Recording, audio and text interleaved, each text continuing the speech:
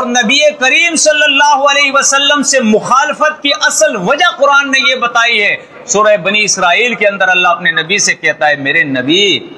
اذا ذکرت ربک فی القرآن وحدہ ولوا علی ادبارہم نفورا، جب اے نبی آپ قرآن بیان کرتے ہیں اور قرآن میں مسئلہ توحید بیان کرتے ہیں کہ اللہ ایک ہے، نہ جادو اس کے ساتھ شریک ہے، نہ یہ نظر اس کے ساتھ شریک ہے، نہ دم اس کے ساتھ شریک ہے، نہ دجال اس کے ساتھ شریک ہے، نہ نبی اس کے ساتھ شریک ہے، نہ ولی اس کے ساتھ شریک ہے، نہ کوئی جن اس کے ساتھ شریک ہے، نہ آسمان کے ملائک اس کے ساتھ شریک ہے، نہ تعویذ اور گنڈے اس کے ساتھ شریک ہے، نہ یہ پیر اور مرشد، یہ کلندر، یہ قطب، یہ ابدال اوتاد شریک ہے، وہ یکتا ہے، اکیلا ہے، اس کا کوئی ساجی اور ثانی نہیں، پارٹنر شریک نہیں ہے۔ تو اے محمد صلی اللہ علیہ وسلم، یہ لوگ نفرت کرتے ہوئے پھر آپ سے بھاگتے ہیں۔ اشمئزت قلوبہم، ان کے دل تنگ ہو جاتے ہیں۔ وَإِذَا تُتْلَى عَلَيْهِمْ آيَاتُنَا بَيِّنَاتٍ تَعْرِفُ فِي وُجُوهِ الَّذِينَ كَفَرُوا الْمُنكَرَ، یہ اللہ کی توحید کے منکر،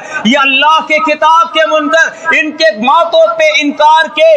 واضح نشان آ جاتے ہیں کہ یہ ماننے والے نہیں ہیں۔ نہ صرف ماننے والے، یَقَادُونَ يَسْطُونَ بِالَّذِينَ يَتْلُونَ عَلَيْهِمْ آيَاتِنَا، بلکہ آستینیں چڑھاتے، خبردار گستاخ ہو تم ہمارے اولیاء انبیاء کے، مارو اس گستاخ کو۔ یہ حملے کے لیے تیار ہو جاتا ہے، قرآن کہتا ہے حملے کے لیے تیار ہو جاتے۔ بلال حبشی کا کوئی قصور نہیں تھا کہ تپتی ریت پر اسے لٹا کر اس کے اوپر باری باری پتھر رکھا کرتے تھے کہ کہو یہ لات، منات، عزا، نائلہ، حبل، یہ عیسیٰ علیہ السلام، یہ ابراہیم علیہ السلام، یہ جتنے بھی اولیاء انبیاء ہیں، یہ یغوث، یعوق، سواع اور نصر جو اللہ کے سچے اولیاء ہیں، یہ اللہ کے ساتھ ان کو تم مانتے ہو یا نہیں؟ وہ کہتے تھے احد احد احد۔ یہ تو جرم تھا